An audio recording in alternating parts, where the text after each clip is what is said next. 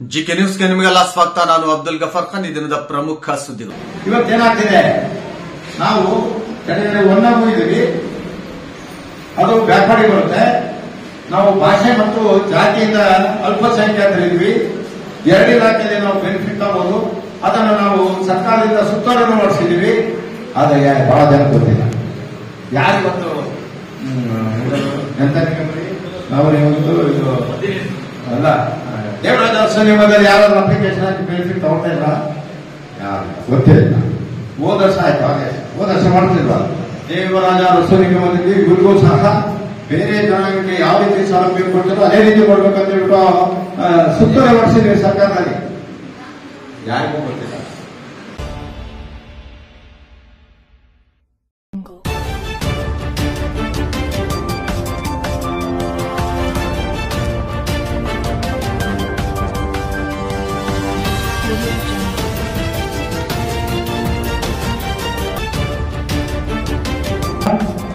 ಕೌಟುಂಬಿಕ ಸಾಮಾಜಿಕ ತತ್ವಗಳನ್ನು ಅನುಸರಿಸುತ್ತಾ ರಾಗ, ದ್ವೇಷ, ಅಸೂಯೆಗಳಿಂದ ಹೊರತಾಗಿ ನಮ್ಮ ರಾಜ್ಯಾಧ್ಯಕ್ಷರ ಬಗ್ಗೆ ಕೆಲವೊಂದು ಮಾತುಗಳನ್ನ ಹೇಳಕ ಇಷ್ಟಪಡ್ತಿದೆ.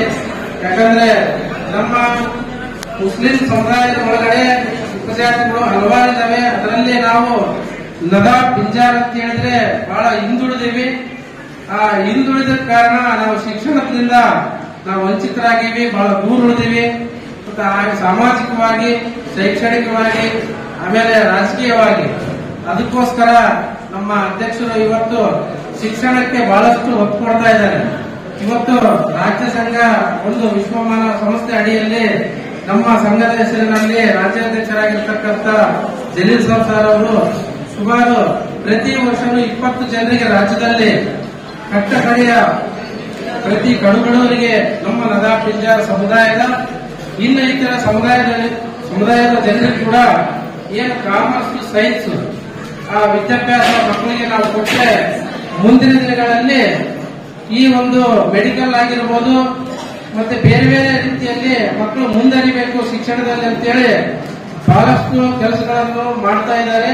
ಹಿಂದೆ ಕೂಡ ನಮ್ಮ ಸಂಸ್ಥೆ ಹುಬ್ಳಿಯಲ್ಲಿ ಇಬ್ರಾಹಿಂ ಸಾಬ್, ಹಾಜಿ ಹಿರಿಯಾಳ್ ಇಬ್ರಾಹಿಂ ಸಾಬ್ ದಿವಂಗತ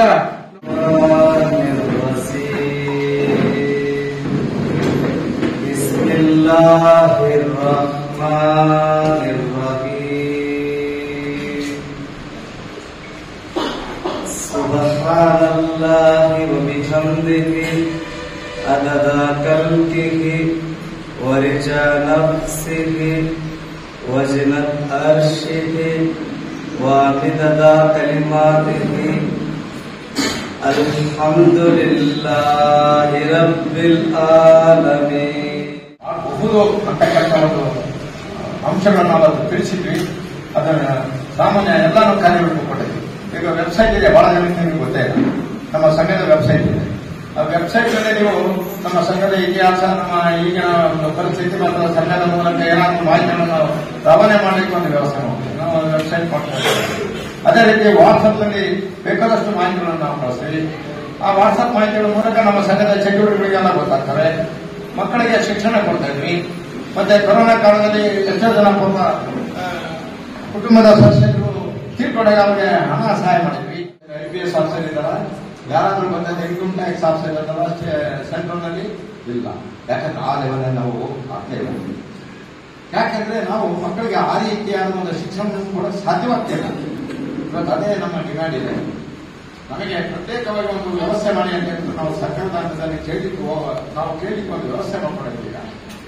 ಈ ಬಜೆಟ್ ಒಳಗಾಗಿ ಏನಾದರೂ ನಮಗೆ ಮುಖ್ಯಮಂತ್ರಿಗಳ ಒಂದು ಇಷ್ಟಕ್ಕೆ ಒಂದರ ಸಂದರ್ಭ ಇವತ್ತು ಮಾತಾಡಿದೆ. ಬೆಳಗ್ಗೆ ಬಾಲನಲ್ಲಿ ಎದುರಿಗೆ ಮಾತಾಡಿದೆ, ಮುಖ್ಯಮಂತ್ರಿಗಳ ಕಾರ್ಯದರ್ಶಿ ಅಂತ.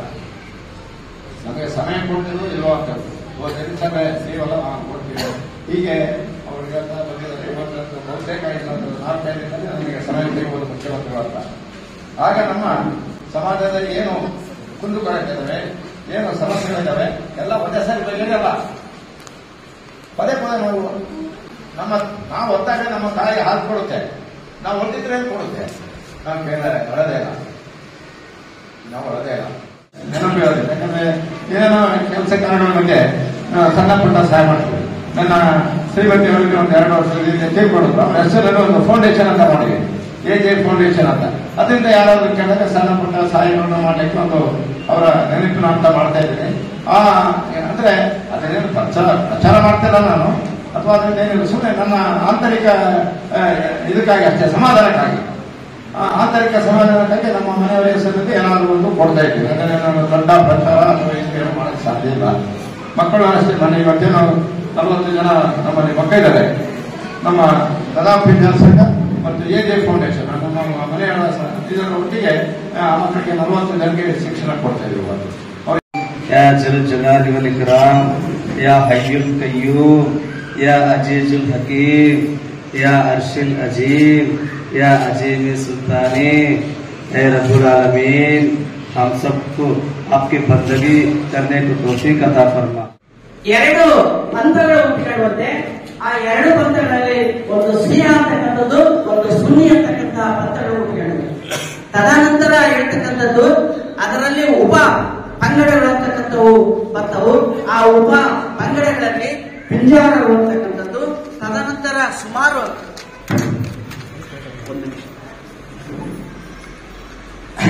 ಶೇಖ್, ಪಠಾಣ್, ಪಿಂಜಾರ್, ಸೈಯದ್, ನದಾಮ್, ಕಸಾಬಾ, ನಾರ್ಬಂದ, ಚಪ್ಪರ್ ಬಂದ್, ದೂರ್ವೇಸಿ, ಫೋಲ್ ಮಾಲಿ, ಕಸಾಬಾ, ಅಟಾರಿ, ಸಿಗಲ್, ಗಡ್ಡಿ, ಲದಾಫ್ ಇಂತಹ ಉಪ ಪಂಗಡಗಳು ಹುಟ್ಟಿಕೊಳ್ಳುವಂತಕ್ಕಂಥದ್ದನ್ನ ಇತಿಹಾಸದೊಳಗ ಡಾಕ್ಟರ್ ದಾದಾ ಪೀರ್ ಅವರು ಪಿಂಜಾರ ಸಂಸ್ಕೃತಿ ಅಂತಕ್ಕಂಥ ಪುಸ್ತಕದಲ್ಲಿ ಲೇಖನ ಅಂತಕ್ಕಂಥದ್ದನ್ನ ಬರೆದಿದ್ದಾರೆ.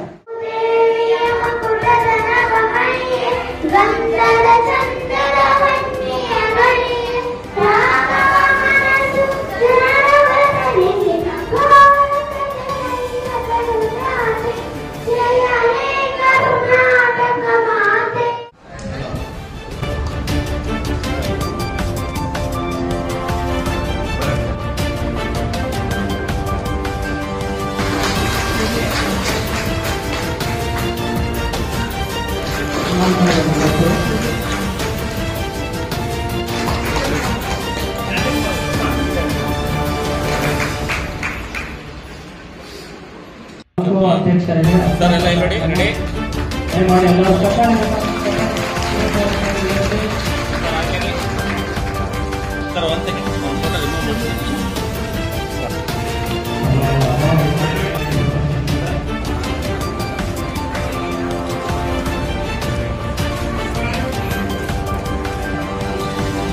Thank you.